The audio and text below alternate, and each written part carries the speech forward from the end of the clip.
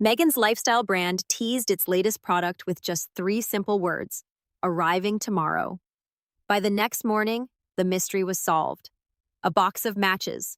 Not a new flavor of jam, not a wellness product, not a skincare collection, just a box of matches, included free with certain candle bundles.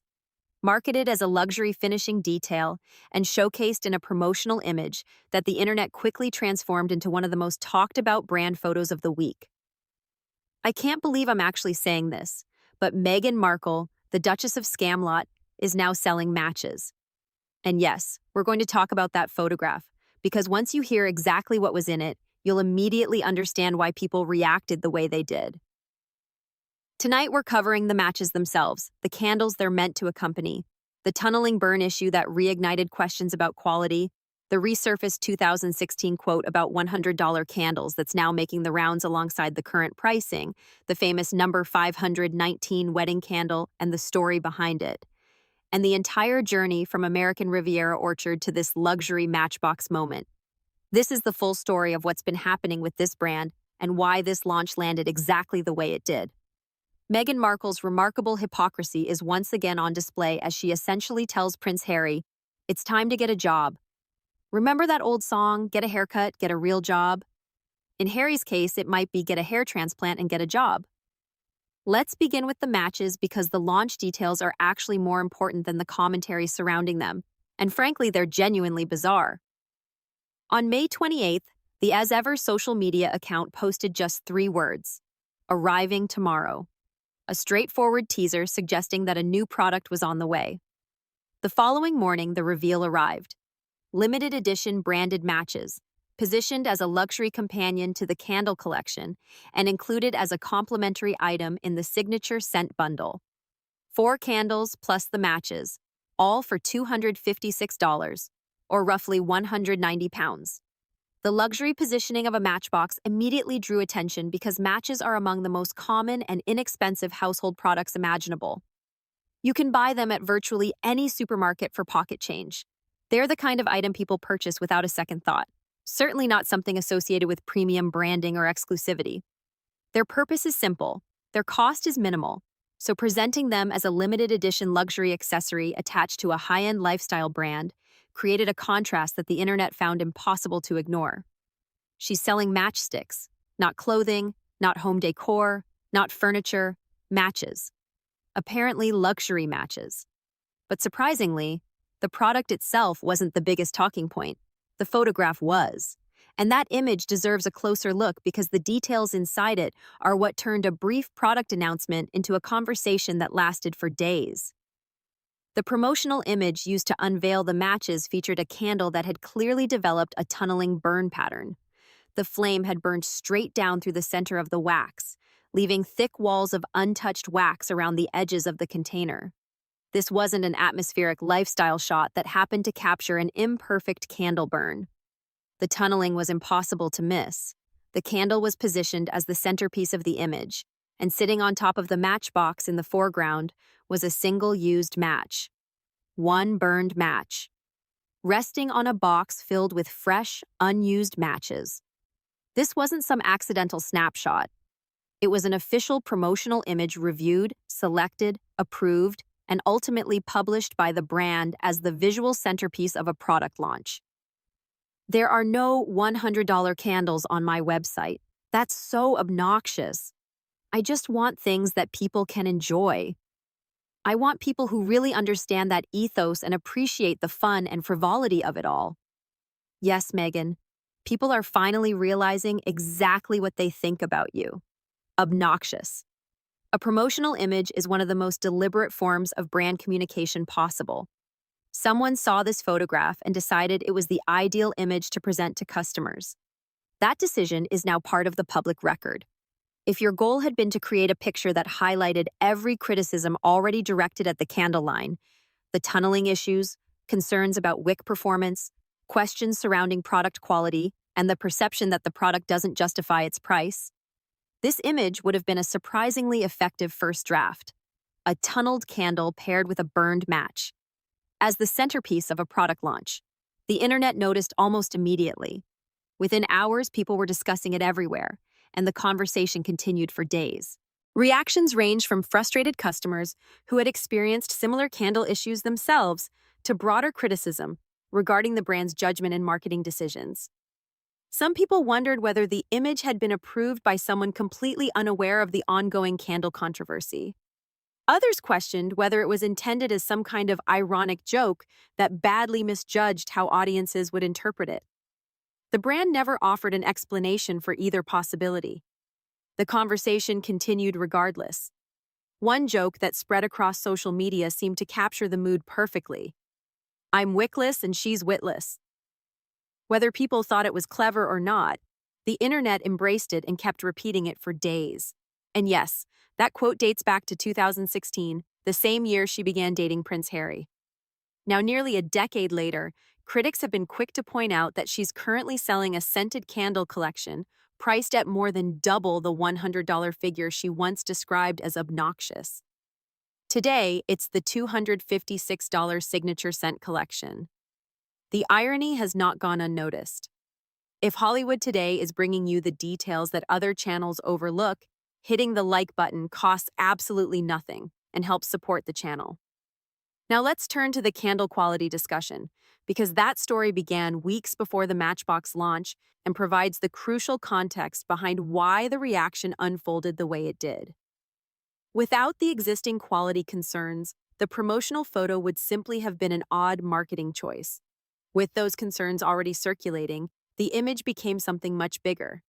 Several customers reported receiving candles that arrived without usable wicks. One of those complaints came from a well-known reviewer with a sizable audience, giving the story far more visibility than a typical customer complaint would receive. A second report also gained attention, although that particular candle had been purchased through a third-party seller.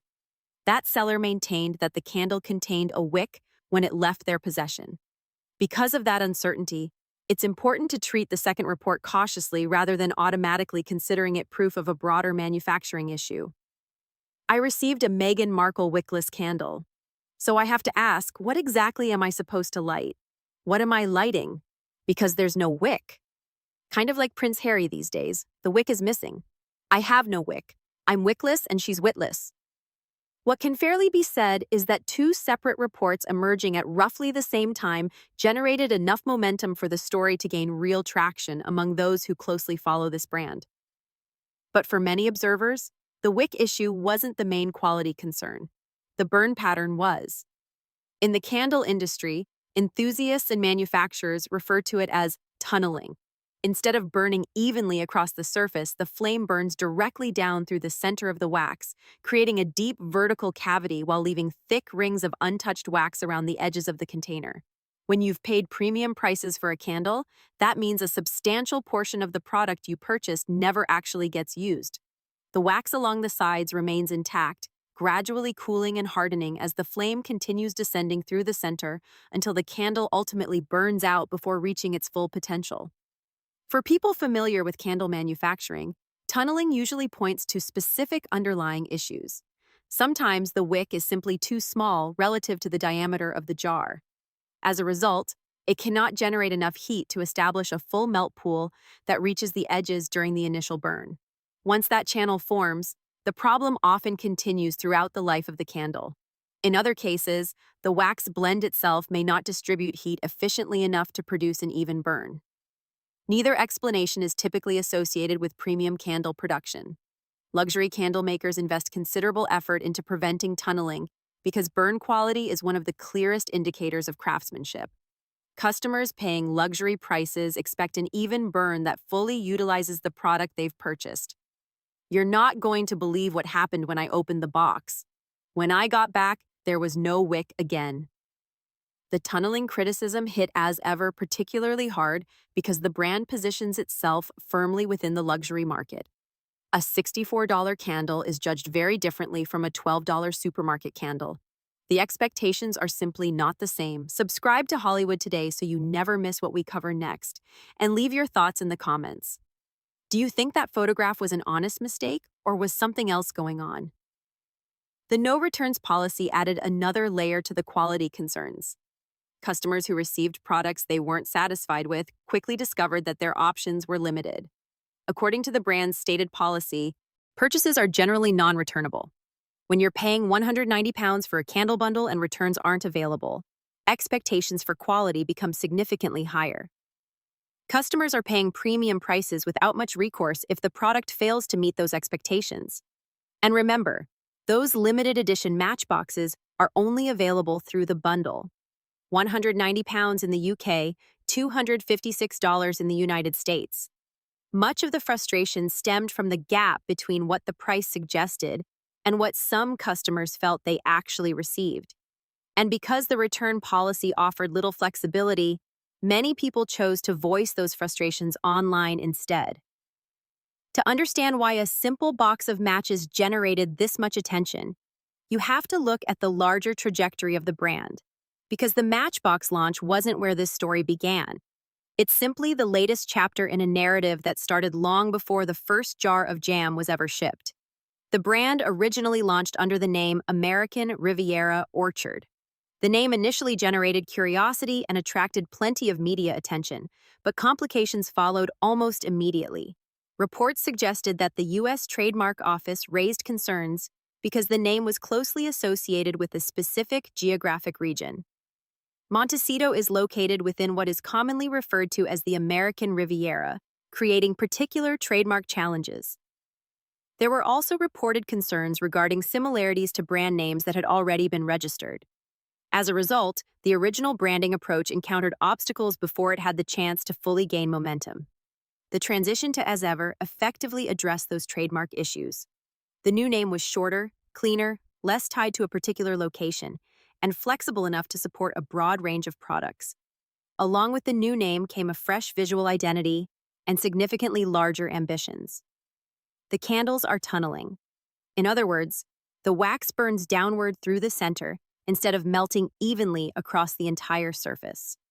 Critics argue that this is the sort of issue commonly associated with lower-cost paraffin wax rather than alternatives such as soy or beeswax. One critic quoted in the British press summarized the criticism bluntly. That's because she's using very cheap and toxic paraffin wax. The brand's first major product release was its strawberry jam, distributed in limited quantities to roughly 50 carefully selected influencers, celebrities, and high-profile contacts. The strategy followed a familiar luxury marketing formula: create exclusivity, generate anticipation, encourage aspirational social media content from influential recipients, build excitement before the products become available to the public. Even the selection of those 50 recipients became part of the story. Who received a jar? Who didn't? Which celebrity posted about it? Which celebrity stayed silent? The carefully curated distribution generated headlines simply because people were discussing who had and had not been included. That attention was valuable in itself. That was the objective. However, the rollout soon attracted scrutiny because the expected flood of social media content never fully materialized. Many of the recipients never publicly posted about the product. A campaign seemingly designed to produce days of polished jam photography across dozens of influential accounts ultimately resulted in only a small number of posts and considerably less visibility than many observers expected.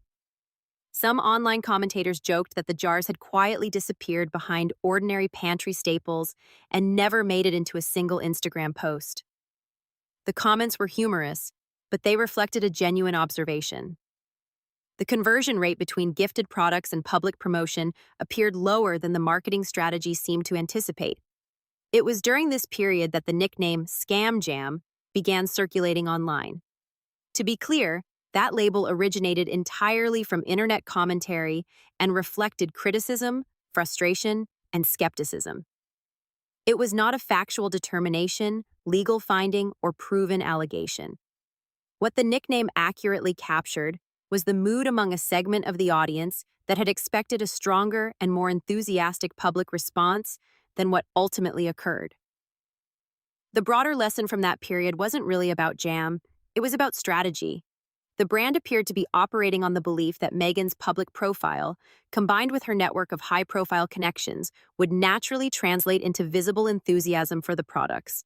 It also appeared to assume that strong marketing and lifestyle branding would be enough to elevate ordinary household goods, jam, honey, tea, candles, into premium luxury purchases. Those assumptions are hardly unusual for a celebrity lifestyle brand. In fact, they're fairly logical starting points. What the jam launch provided was the first real-world test of whether those assumptions would actually hold up. The results were far less definitive than the rollout initially suggested. By the time conversations surrounding the candle complaints and the Matchbox launch began dominating coverage, many observers felt they were seeing the same pattern repeat itself across multiple product categories. A highly publicized launch, marketing that implied significant consumer demand, followed by questions about whether the product itself justified the image being projected around it. Now let's turn to the quote, because it remains one of the most widely circulated and frequently referenced pieces of context in this entire discussion. Back in 2016, Meghan appeared at a conference in Atlanta while promoting her lifestyle blog. During that appearance, she made the following remark about her website. "There are no $100 candles on my site. That's so obnoxious." Fast forward to today. The Signature Scent collection currently sells for $256. Individual candles in the As Ever range are priced at $64 each. It's worth noting that the 2016 statement was made within a very specific context. At the time, she was describing the philosophy behind her blog and presenting it as accessible rather than luxury-focused. The current brand occupies an entirely different market position. It is intentionally positioned within the premium and luxury space. Those are different strategies. People change. Businesses evolve. Markets shift. And there is nothing inherently unusual about moving from one positioning strategy to another over the course of a decade. What remains unchanged, however, is the particular word she chose in that moment. Not expensive, not excessive, not overpriced, obnoxious. That word carries a very specific meaning. It doesn't merely suggest that a price is high. It implies a judgment about the person setting that price. It suggests that selling a $100 candle says something about the character of the individual doing the selling. The criticism isn't really about economics, it's about morality. When that particular word resurfaces in 2025 next to a $256 candle bundle, it almost speaks for itself. No additional commentary is really necessary. The contrast is obvious. No amount of rebranding, repositioning, or business evolution changes the meaning of the word obnoxious or what she intended to communicate when she originally used it. Then there's the number 519 candle, which brings an entirely separate dimension to the discussion. The name refers to May 19th, the date of the royal wedding held at St. George's Chapel in Windsor. According to the brand's marketing materials, the candle is designed to evoke the feeling of that morning, using descriptions centered around sunshine, blue skies, celebration, happiness, and the emotion of the occasion. The idea is straightforward.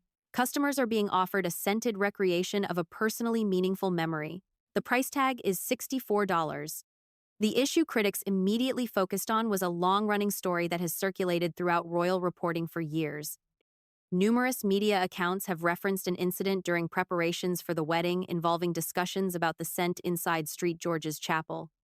According to those reports, questions were raised about introducing additional fragrance into the chapel before guests arrived. While some staff members allegedly felt such measures were unnecessary given the chapel's historic significance and ceremonial importance. Later, Deepens indicated that its products had been used during preparations, providing a specific reference point that helped keep the story alive in royal coverage. It's important to note that none of these accounts has ever been comprehensively verified, and many details vary depending on which version of the story is being told. What can be observed, however, is that a candle marketed as capturing the atmosphere and joy of the royal wedding morning sold by the individual at the center of those fragrance-related stories was never going to enter a completely neutral conversation.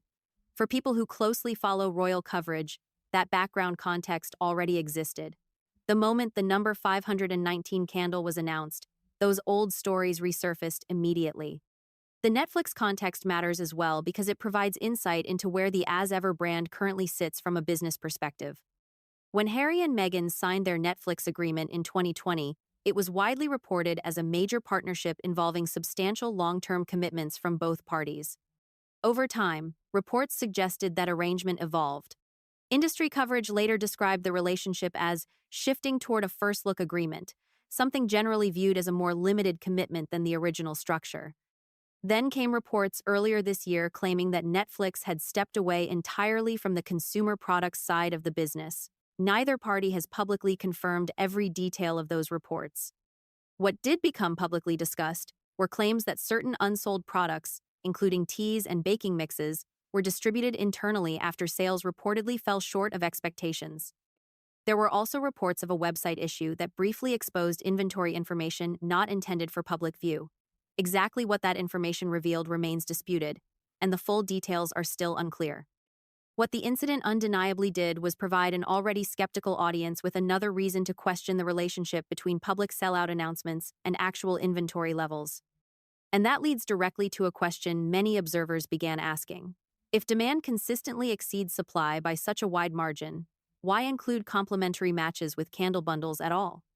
Why offer an additional incentive for a product that supposedly doesn't require one? Of course, businesses include complementary items for perfectly legitimate reasons. Customer experience, brand building, presentation, perceived value. All of those are valid explanations. But traditionally, a gift with purchase strategy works best when it encourages consumers to complete a purchase they might otherwise hesitate to make. Its purpose is to increase perceived value. When demand genuinely and consistently overwhelms supply, that kind of encouragement shouldn't theoretically be necessary. That's why some observers felt the two messages didn't fit naturally together. On one hand, repeated sellout announcements. On the other, added promotional incentives. For people already questioning the sellout narrative, the Matchbox became another angle through which to revisit those same questions. Finally, we come to the Harper's Bazaar quote, which adds one last layer to the broader conversation. In that interview, Meghan stated, "The moment that you start making all of your personal decisions based on external judgment, then you lose your authenticity." The remark attracted immediate attention because lifestyle brands operate almost entirely on external perception, the carefully staged photography, the aspirational imagery, the meticulously crafted brand identity. Every one of those elements exists to shape how consumers perceive the product. For a lifestyle brand, external judgment isn't an obstacle. It's the entire mechanism. It's how success is measured. It's how failure is measured. External perception is not separate from the business model. It is the business model. As a result, many observers noted a tension between the sentiment expressed in the quote and the realities of the industry itself. The statement and the business appeared to pull in opposite directions. A similar reaction followed comments made during a Bloomberg interview, where Meghan suggested that wearing nude tights during her years as a working royal had felt inauthentic. That observation drew attention for a different reason, but one that was closely related to the same broader discussion. It placed one very specific item of clothing at the center of a broader discussion about authenticity and personal identity. Observers comparing that perspective with the current brand, its premium pricing, its use of royal titles during public appearances, and its carefully curated image, found themselves returning to the same conclusion. The accessible, anti-pretension version of Meghan associated with earlier years feels very different from the brand being presented today. The Matchbox didn't create that disconnect. It didn't create the quality concerns. It didn't create the missing wick reports. It didn't create the tunneling controversy. It didn't write the 2016 quote. It didn't name the number 519 candle, and it certainly didn't attach the chapel fragrance story to the brand. What it did do was provide a single, highly shareable image. A burned match resting on top of a box of fresh matches beside a visibly tunneled candle. One photograph that effectively gathered all of those existing storylines into a single frame. That's why the launch generated the reaction that it did, not because matches themselves are inherently controversial, not because branded merchandise is unusual, but because that image communicated in seconds what critics and commentators had been expressing across thousands of words over several weeks. This isn't a small startup struggling to establish itself with limited resources or an uncertain direction. Meghan has access to experienced marketing teams, professional brand consultants, media expertise, and a public profile that most entrepreneurs could only dream of building.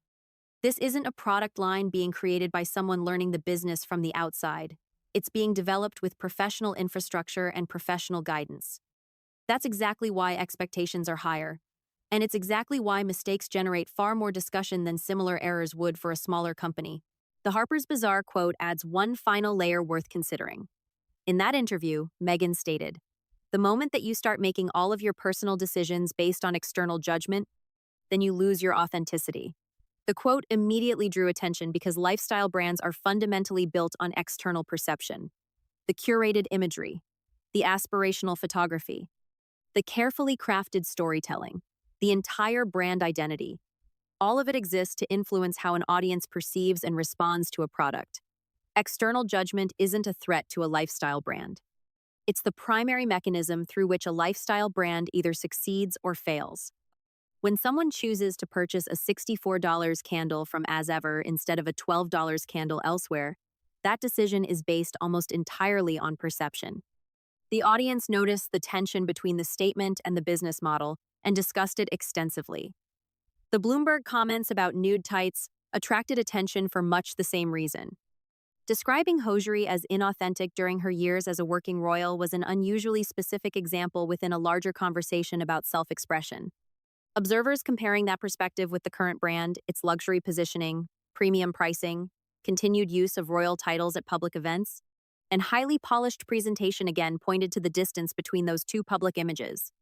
For many, it became another example of how the accessible, anti-pretension persona of earlier years appears to have evolved into something very different.